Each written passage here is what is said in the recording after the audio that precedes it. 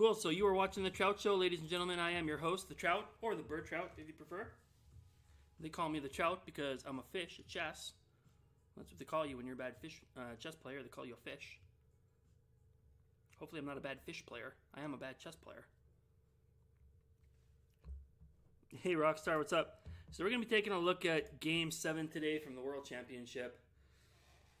So Game 6 was the white pieces for Magnus Carlsen. He essayed e4 for the first time in the match and had his worst game and probably might have had losing chances in the end. I'm still not 100% clear on that. But he was possibly losing that last game. Certainly it was unpleasant for him. Ended up having to do a bunch of crazy stuff to draw a piece down ending. So there was a rest day in between, and then they switched the colors for the second half of the World Championship. Apparently that's something they've been doing for a while. And so he found himself with the white pieces, did Magnus Carlsen again. And everyone wondered, the big question was he going to play e4 again? And the answer is no, he's not going to try that again. Not right now, no. So instead he played d4, which is the game that he played the first time he had the white pieces in Game 2. So we're going to take a look at that game, and we're going to see how it goes down. It was another draw, folks. We've now played 7 games of the World Chess Championship without a decisive result. Hey, Pass Pawn, how's it going? Why don't I have full VODs on Twitch? That's a good question. The biggest reason is because I have jukebox music, so that way people can enjoy the music of their choice. And when you do that on Twitch, they mute your videos, so I don't have the autos. I do intend to. I've been slacking on that. I do intend to do all of the WCC reviews that I've done, so I will be putting those up. And I've tried, like I'm doing right now, to use open source music for the purpose of doing these reviews. And then once this review is over, I'll switch back over to the jukebox like normal, and that's the reason why. That's the reason why, Pass Pawn. All right. So we're going to turn the engine off. I like to turn it on every once in a while just to get a sense of a certain line I'm looking at. But I don't like to have it on the whole time. I don't really want to believe every move that the computer makes, nor do I find it very educational. So I'd rather take a look at these games ourselves. So here was the game from today. We've got d4, knight to f6, knight to f3, d5, c4, e6. So once again, we get ourselves into this Queen's Gambit decline style position. The knight goes to c3, and the bishop goes to e7, and the bishop to f4. This is the same opening we saw in Game 2. Castles, e3, c5. This is also the same game we saw in the first move. My normal move in these positions is to play c6, but it is more cramping. If you know how to play these positions, c5 is a superior move. There's a lot of complications that I don't always like to get into. So I usually play c6, and I have good results with these positions. Quite good. In fact, I think bishop f4 is a lazy kind of a passive move. It reminds me of the London somehow. I think that bishop to g5 is a much more interesting and aggressive attempt. And those positions I also enjoy for black as well. So quite a solid opening. Very, very main line. Pawn takes, bishop takes, queen c2. Knight to c6, a3, eyeing the b4 square. Queen to a5. Now all of these moves were played in Game 2. As Rufus comes in with some biddies. What is up, Mr. Rufus? Oh man, that's a pretty substantial amount of biddies from Rufus, man. 9 biddies? Man, oh man, you must have to watch a lot of advertisements to work those bits up. That's I'm quite proud of that, man. Thank you very much. That took some time. That was a commitment by Rufus to get those bits. Thank you, man. How you doing tonight? We're just starting the review of Game 7. So this was the exact same opening that they played in Game 2. It was the 9th move. Now here on the 10th move, White played the move, Magnus played the move, knight to d2, which was different from their first game. In the first game, the move rook to d1 was played, which I think is the main line. And here Fabiano Caruana played an unusual move, rook to d8. Now I don't remember whether this was a novelty or not, but I can tell you that that's not normal because first of all, you're taking away the spot from your queen. Now, I've played this kind of position before in just Skittles games and stuff like that, not knowing anything about the theory, and I've gotten into trouble before as black. So, just instinctively, I would assume that it's not right to block a possible escape square for your queen, but it's a very interesting line, and Magnus wasn't able to make anything out of this line. The problem is, like, it's not quite the same deal taking on this pawn, because black, if he wanted to, for example, could capture back with a knight now, and after knight takes and rook takes, he doesn't have the same issues that he had before with isolated pawns. Also, e5 is on the table, and he's just directly threatening, if pawn takes on c4, he's directly threatening a rook exchange, and it's not so easy to decide how to take that back. So there's some kind of issues. I mean, the good news about playing the move rook to d1 is you're taking away this target on a1, so now you don't have to worry about like cheapos like knight to b4 and stuff, where you can't take back with the a-pawn because your rook is hanging. Anyways, apparently Magnus didn't find anything better in that line because he played the move knight to d2. So he deviates on move 10, and I like this move. This move reminds me of positions you would find in, for example, a Cambridge Springs variation. But a Cambridge Springs is a very different type of a position. In that line, there's not a bishop on c5, there's instead a bishop on b4. And also in that line, there is a white bishop on g4, which can find itself hanging in certain lines. The pawn takes on c4. So white will have to make a decision between either taking this knight on f6 or not playing bishop to d3 at all and trying to chase this queen instead, because on bishop to d3 in that line, pawn takes and there's two pieces hanging. So this is a very different situation, but a similar kind of a piece formation. The move knight to d2 was played, and then this, again, an unusual move. Once again, shocking people with his preparation. Fabiano plays queen to d8. A move that was quite rare. It's been played, but it's quite rare and unusual, and wasn't considered one of the better lines, but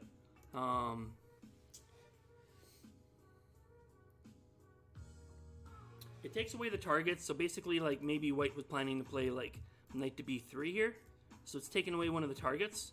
The other possible move was to play bishop to e7 here. Hey, there's Schwoby coming in with 10 biddies. What is up, Mr. Schwoby? Mr. Schwoby in the house. Thank you for that, auto host. I already gave you a shout out. And here's Mr. Schwoby right there, wearing a Trout shirt. Look at that. Gotta get my hands on some Schwoby merch next. Good, man. Good to hear. Hope you're having a good Sunday. We're taking a look at the World Championship game from today.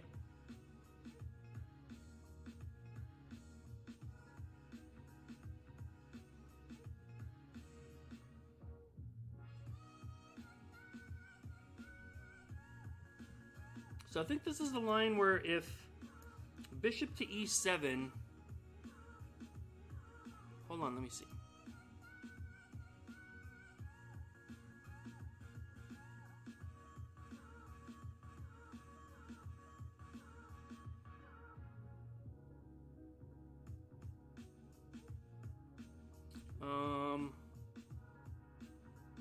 Knight to d2.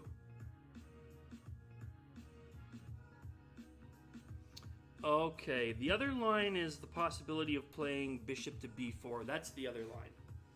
Both of these moves take away the target on either c5 or a5, so it takes the sting out of knight to b3.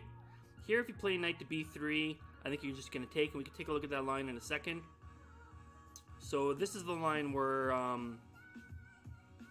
yeah, like if, for example, like let's say if rook to c1, bishop takes, queen takes, and rook takes, so you've saved your pawn structure. Well, black got rid of all of their targets.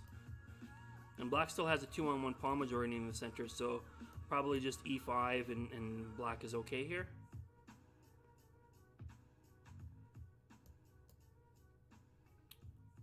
You know, possibly something like this kind of a line or something. So although that looks quite tempting, it might not be good enough. Rook to c1 here. Yeah, obviously you can't take this because of queen takes rook. I don't know if Boruto fan's still in the house. Maybe Boruto fan has some more insights on these lines.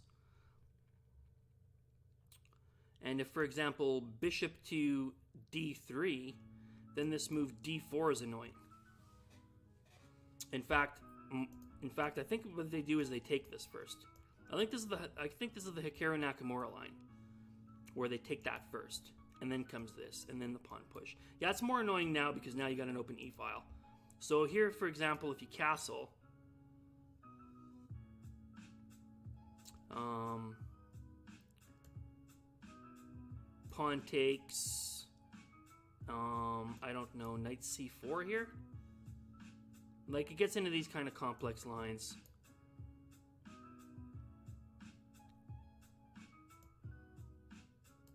Some kind of complex lines like this. Hey, King Wiki. Last night I played through all the World Cup games again in complete bewilderment. Then it hit me. I am not on their level. And until then, I'll forever stumble in the dark. I mean, none of us are on those guys' level with King Wiki. But that's a great way how you can learn, right? We all started in the same place. These guys didn't wake up one day and they were grandmasters. These guys had to do the same things like you and me. They had to go over famous games of other world champions as well.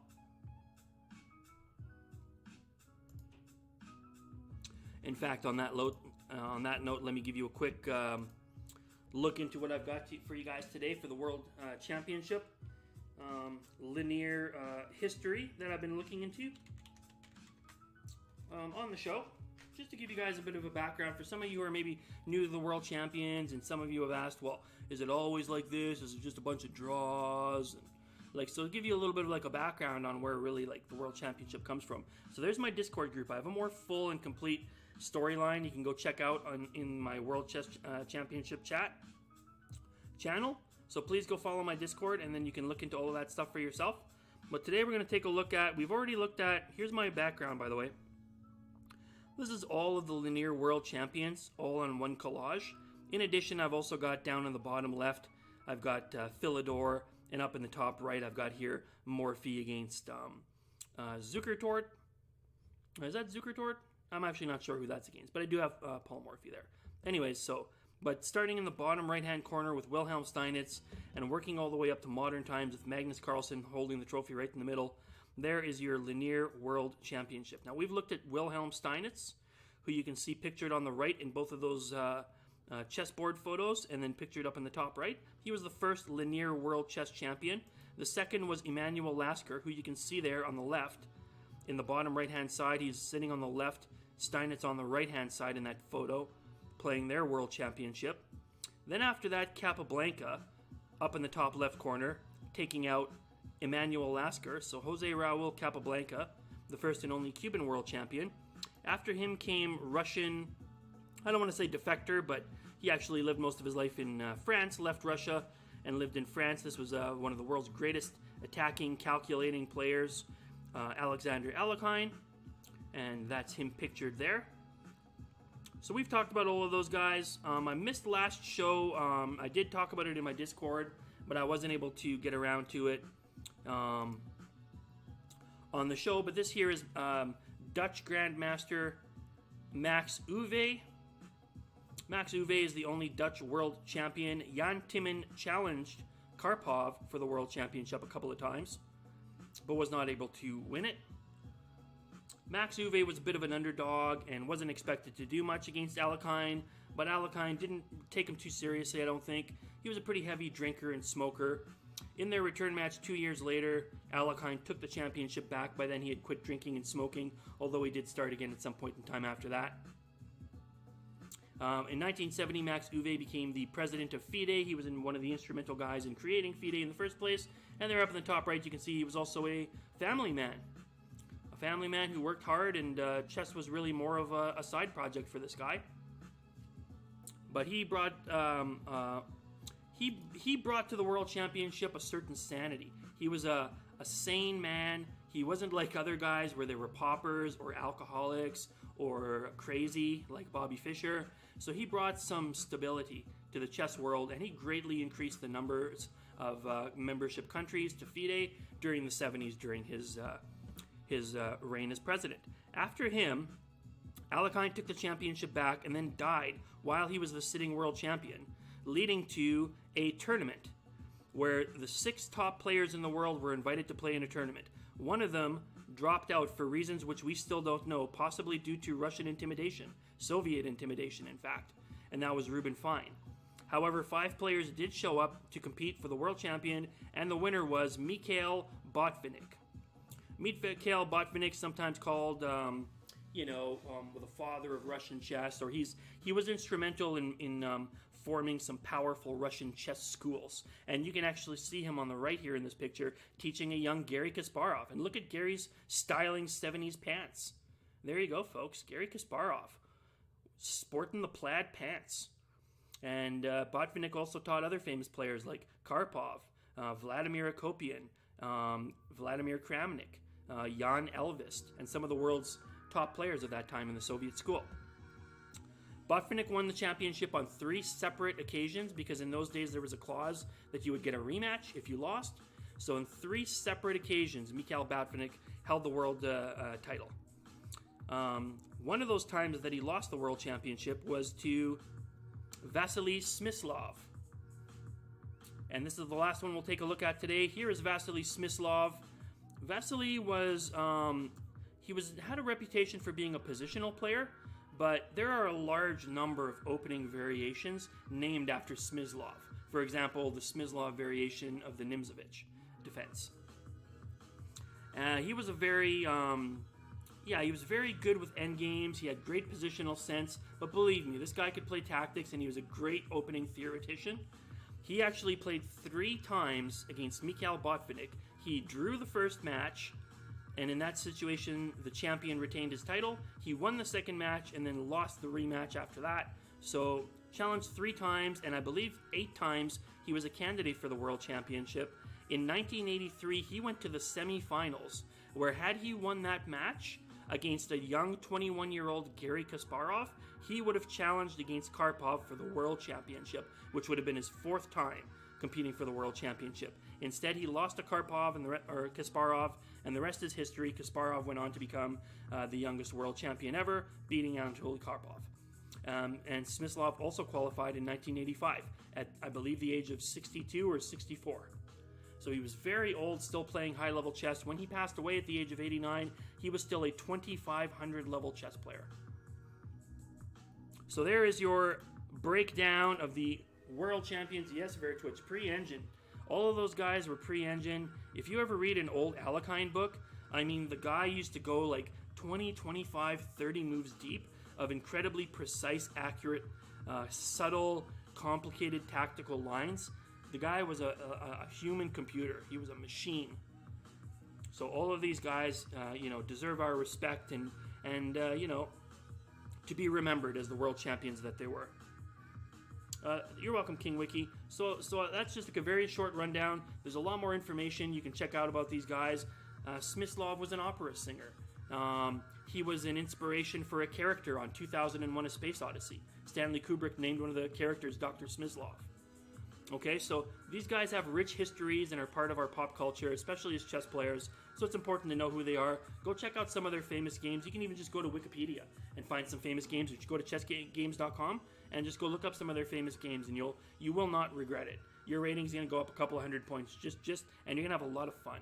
So just go check these guys out as we continue our tour through the history of the World Linear Chess Championship. We're up to number 7. Next week, tomorrow, we will do number 8 and possibly number 9.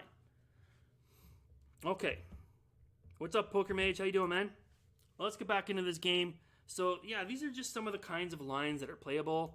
The other possibility here in this position, like I say, was, well, you could possibly play bishop to e7. Basically, the bottom idea is you want to try to avoid this knight to b3 attacking these 2 pieces. And if the pawn never takes on c4, then the knight gets to take, and then that's a free tempo on the queen. So you're just trying to avoid some of those kinds of things right now, if you can get out of them. And so maybe that's why Fabiano came up with this quite unusual line of queen to d8. But I think that's in keeping with his style. I think he likes to keep his pieces back as far as possible. He doesn't like to have, he doesn't like to make any real aggressive moves. And he's always got a long pawn chain like this. Find me a Fabi game where he doesn't have a long pawn chain like this.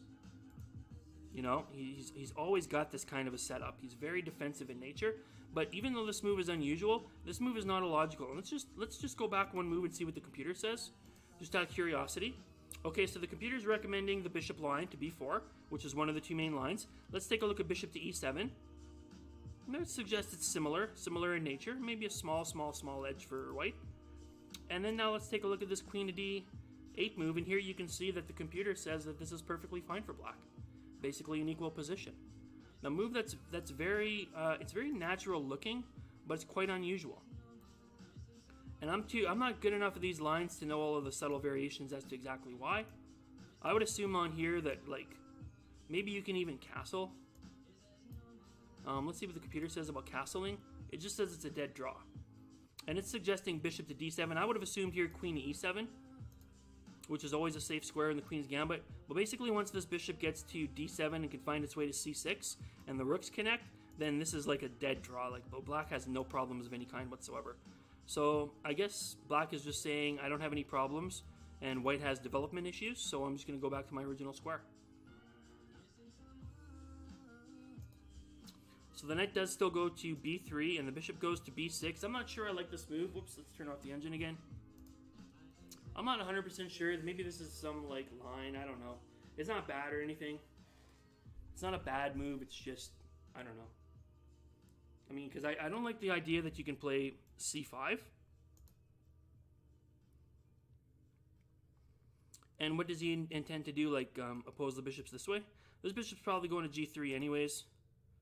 Carlsen doesn't like to have target pieces either, so this bishop's probably going back anyways, which I believe it did.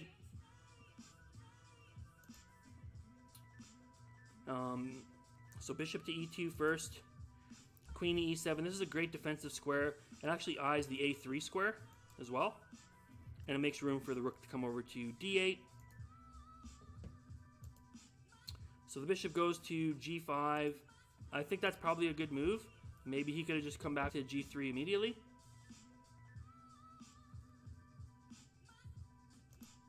Pawn takes, knight to d2. This was an interesting choice. You might wonder why after the move knight to e5. You might wonder what's going on here. Like, why doesn't white just take this? So the reason why he doesn't take this right away is because he doesn't want to give this tempo to e5 to the bishop. And the reason why after knight here and knight e5, white doesn't just take this right away is because after knight takes and bishop takes, as an example, queen to c5 is kind of annoying. So you're hitting two pieces at once. So let's say after bishop takes and queen takes, so this knight's in a pin, and the bishop doesn't have a good square to go to. If it comes here, you can just do f6. So like, probably you got to play here. Probably f6 is coming anyways, and so black gets a bunch of free moves in for nothing. So this position is going to look pretty good. Maybe let's say bishop to here or something. And then like let's say queen here or something. Yeah, like you could even chop that if you wanted to. And then here you could choose between either bishop to c4 or just bishop to b6, taking away the d1 square. So this is already getting to be a pretty ugly position for white, and plus black has the bishop pair. So it's a very temporary developmental problem white has, but by making these kind of weird captures, it's not helping his cause. So that's why I think white just decides to castle and get out of the way. Get castled, and then you can worry about that pawn. Now let's say black were to try to do something to defend it. I don't know that there's anything really practical that can be done about it.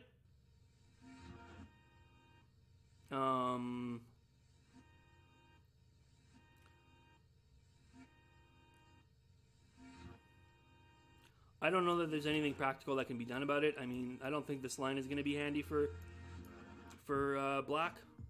I'm still going to be able to attack this easily, and now the f-pawn's under attack, so I don't think there was anything really that black could do about it. But I think that most of us would just instinctively, we would want to take our pawn back, especially against a guy like Fabiano Caruana. But Carlsen makes the right choice in castles. Hey, Backy Broop is in the house. What's up? Woot woot. Yeah, I did make you a VIP. That's right. Well, the VIP gives you like some extra like privileges in case you're not a subber or a mod or whatever. I don't put people on mod automatically unless they ask to be. I would gladly put you on as a mod if you wanted. But since you weren't, and I just wanted to make sure you had all the same features as always, even if your sub runs out, so that's why I made you VIP, and I had 10 of them, so what the hell. Plus, I just like seeing that. I thought it was a heart beside your name, but it turns out it's actually a diamond, I think. But anyways, there you are. Becky Boop. If you guys don't know Becky Boop, I'm pretty sure I got a shout out for her. She is my favorite IRL streamer because she's super friendly and she's always talkative in the chat. Like, she never misses a message. How she finds the interest to respond to every person who comes in there, and how she keeps it. Oh, I've even put in the clip. Oh my god, that's hilarious, because I was gonna put that on when you had the medicine ball, when you were moving the medicine ball out of the way today, but I've even got the clip in there. Cool.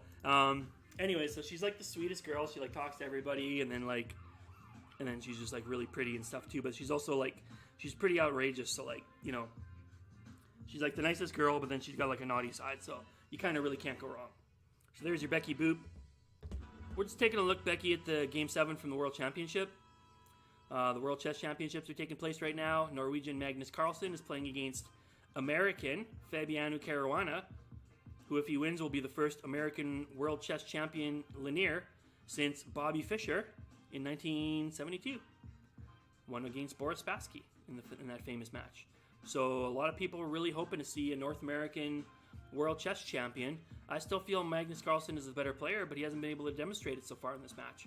And we're now 7 games in, and it's been nothing but draws. Okay. So we have knight to e5, castle.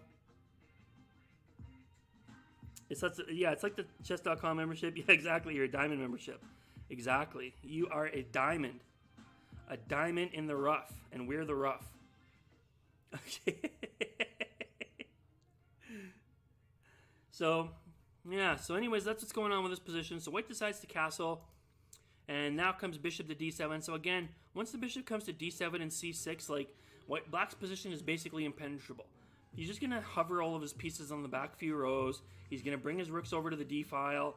Anytime he wants to go to the c file, he can do that too, because that's going to get opened up. I'm going to have to take this pawn back. I'm going to have a queen on that file. So black has no problems here. Black has no real problems.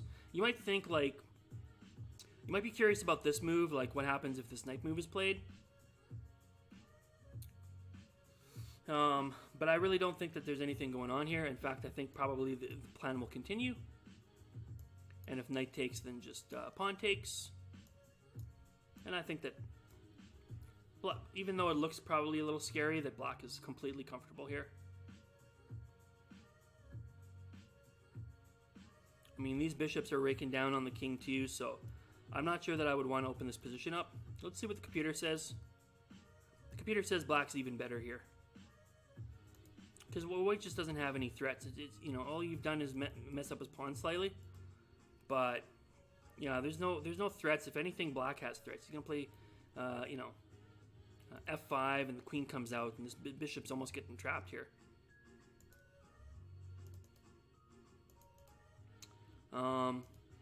So if bishop to here, one commentator was suggesting possibly queen to c3 as a line, but it's extremely complex. For example, knight takes knight is a possibility. Now if queen takes knight on e5 and f6,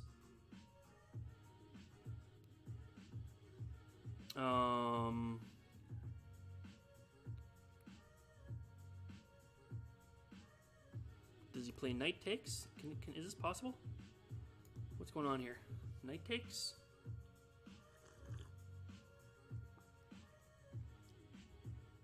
Well, knight takes, I can just do bishop takes and pawn takes knight. Pawn takes bishop.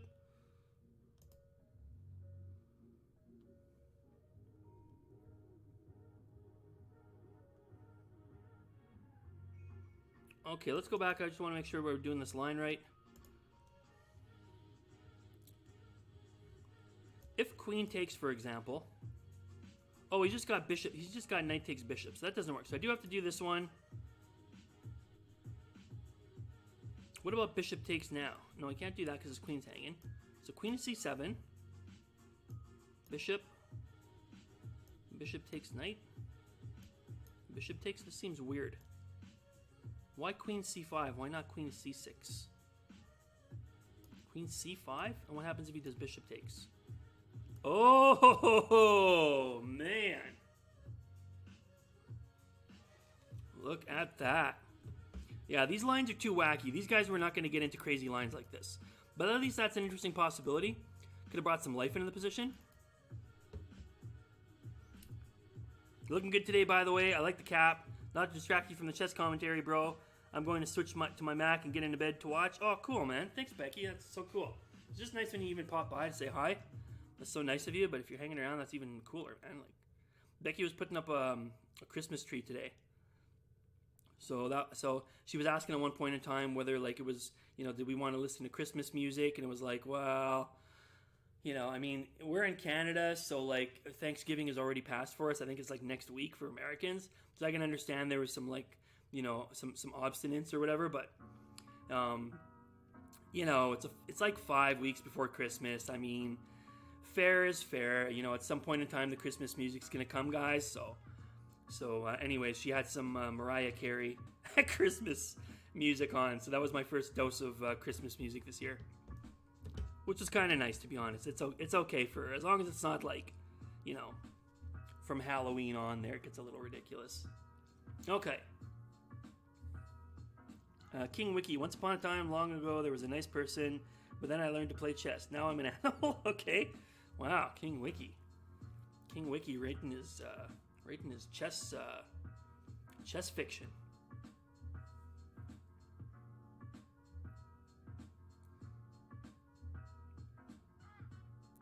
It takes some time, King Wiki. It takes some time, man.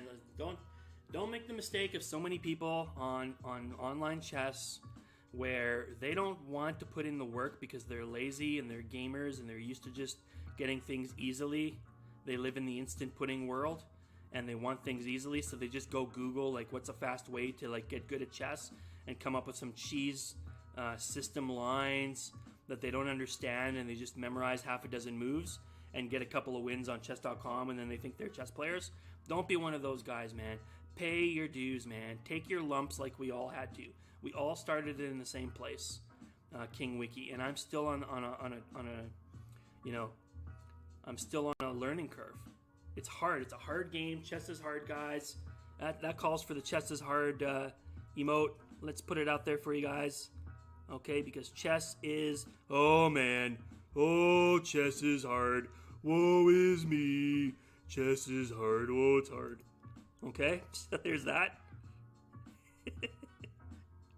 Sometimes, if you want to be good at chess, you just got to get fish slapped. That's right, folks. Shlabam!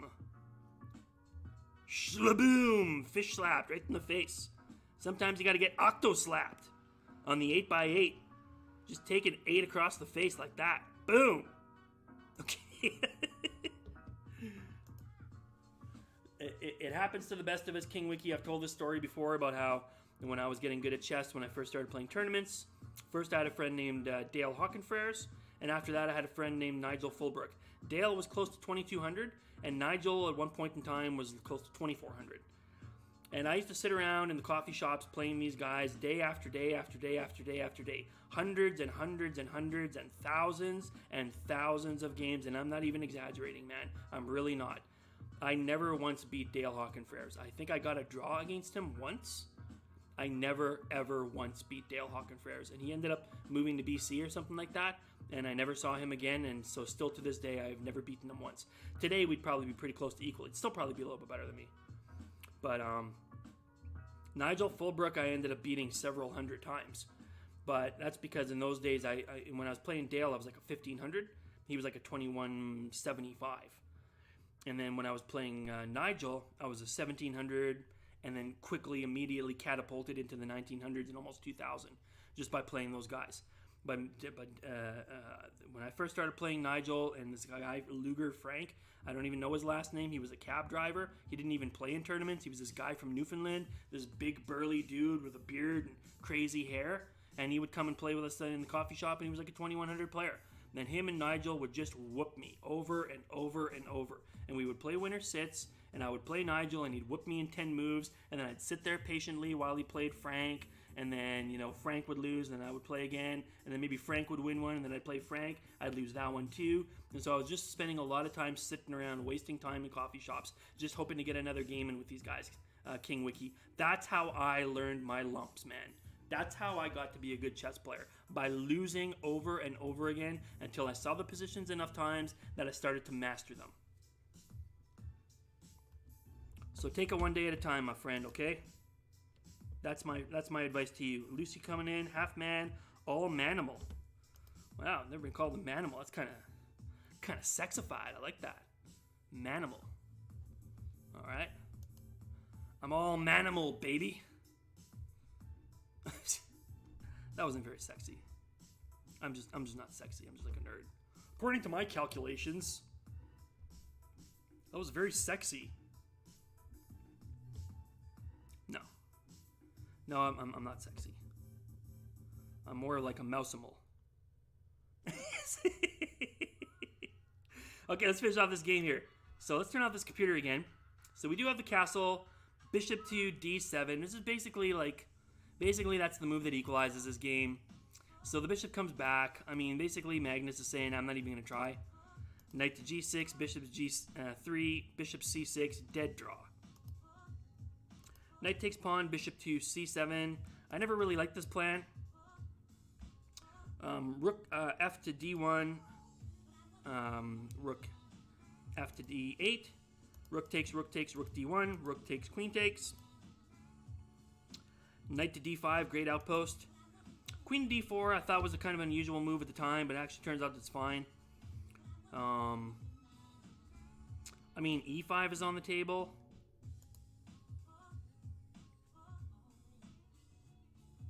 E5 is on the table.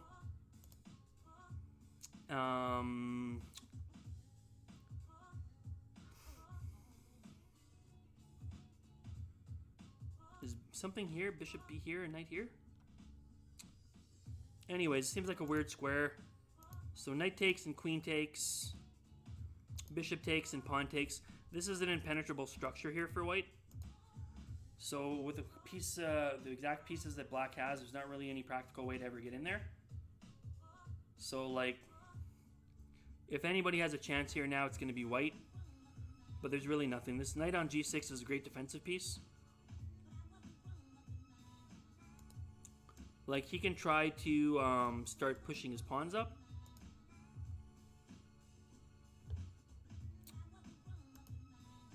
Queen to d7, bishop to d3. Again here, he could probably play f3. You know, maybe try to shoot a pawn up. There's kind of nothing really here. I mean, I'm trying to make it kind of interesting for you guys, but there's really nothing here, to be honest with you. So bishop takes, knight takes, e5, queen over, e4, queen c7, e5, queen to c5, which is check. So the king goes to h2, bishop, knight to d6, queen takes, pawn takes, f6, f4. So here he plays the move king to e3, which is just forces repetition. So, I mean, let's try to find something here. Let's imagine that we're Magnus and we're desperate and we're down one game and it's the last game of the match and we're trying to find anything here for white. Let's try to figure out what white could actually do here to, like, make some problems, right? So let's say, for example, I don't know, maybe we could play knight here, threatening the f-pawn. If pawn takes and pawn takes, it's not that big of a deal. This pawn's going to be on a dark square, but this pawn is a serious problem on g2 because that pawn's on a white square, and it's not easy to guard by the knight. So, like, I don't really know, like, what are we supposed to do with this position? Like, what are we supposed to do to make headway here? You know, you can't even really attack this because the bishop can always go to c4. So you're probably looking at trying to attack this pawn here. Well, how do you get to a square that attacks that pawn? What squares attack that square? This square, here, here, and here, right? One of those is a pawn, which can easily be guarded. Right here. So that's not very likely I'm going to land a knight there. Can't very well land a knight here or here with pawns covering those squares. So what am I going to do? Somehow get around to this square? How am I going to force that king out of that position? So in other words, there's no practical way. It's the same problem over here on the a7 square. How do I get in there? So do I try to find some way to somehow temporarily force a Zugzwang on black where I can temporarily put a knight on the square? And then what? What if I take this pawn next and he just moves his king back? So like, let's say for example, let's find some convoluted way to get to that square. Let's say for example we play, let's say king goes here. So let's say that black just completely goes out of his way to purposely play off moves, okay? So then we get into this position here, okay? So yay, we've accomplished our goal. We're attacking the a-pawn. Yay! Yay! A free pawn for white. Yay! Yay! Oh, right, great. Oh no! No! Oh, I've trapped my knight. Oh, heaven forfend. So that's what's happening. There's literally like no square on the board that white can penetrate, right? Like unless you guys see someone, I don't know if like we're gonna turn on the jukebox in just a few minutes, guys. I'm playing the open source right now on YouTube. If you want to go check it out, YouTube's kind enough to let me play this music. So this is the open source hip hop and rap playlist. So what I'm getting at, folks, is in this position it's completely sterile, and it's probably been sterile for a while, and that's why here Magnus just plays king to e3, bishop to f2, king back to g2, bishop to a6, and king to e3, and we just end up with a repetition of moves. So a pretty dull, listless draw. My feeling is that Magnus was unable to find anything better in this line and didn't want to venture e4 again because he was afraid that he didn't understand the position as well as Fabiano and might get into some mild trouble. He didn't want to be uncomfortable, and he certainly doesn't want to lose. He certainly doesn't want to lose and give Fabi that confidence boost, whereas right now, Carlsen drew that last game with e4. So he's not afraid to play e4 against Fabi. He just doesn't want to get into a line that Fabi has a chance to beat him and get a confidence boost off of. Right now, it's not clear what's going to happen if Magnus plays e4 again. But we know for certain what's going to happen if he plays d4 again. We're going to get into a line like this where there is absolutely no chance that Magnus is going to lose. And I mean none. If by the end of the 12 games, God forbid that we should have 12 consecutive draws, guys. But if it does happen, then we go into the tie breaks. The tie breaks start off with 25-minute games, 10-second increment per move from the start. If that should happen, those time controls dramatically favor Magnus Carlsen. He is much, much better with fast time controls. If after the rapid games, which I believe are only 2, if it's still tied after that, then they go to blitz games. And they play up to a maximum of 5 mini matches of 2 blitz games each. So you must win a mini match of 2 games in order to advance. So let's say, for example, Fabiano wins the first game and then Magnus wins the second game, they would start a new 2-game mini match. So even if Magnus Carlsen won the 3rd game, but then lost the 4th one, they would continue going. So even though he technically won 2 games in a row, he didn't win 2 games within an individual mini match. See what I'm saying? So that's how that would go. In the mini matches, I think Magnus Carlsen is maybe like a 3,100 player in Blitz, like just an otherworldly Blitz player. Only Nakamura can compare to him, and even then, Carlsen is clearly better. Fabiano is like 2,650, 2,700 at Blitz. He's not even in the same ballpark. I've seen Eric Hansen smash Fabiano, and with all due respect to Eric Hansen, who I know personally, phenomenal player, one of the world's greatest Blitz players. But that gives you some indication of how much different the level is for Carlsen to Fabiano in those kind of results. So Carlsen doesn't mind this. He doesn't mind to just get a dull, lifeless draw where there's no hope of him losing, because he knows if it gets down to the Blitz games, he's dramatically favored. He's much more favored than in these long games. So it's not very fun for the fans, who want to see, especially the people who this is their first world championship, and they want to see some blood, and they want to see some novelties, and we're seeing a lot of boring chess. So hopefully we will get some more. We're coming down to the wire here, guys. 5 more games. If anybody wins any one of these 5 games, it's sure going to make things interesting, because you're not going to have time to mess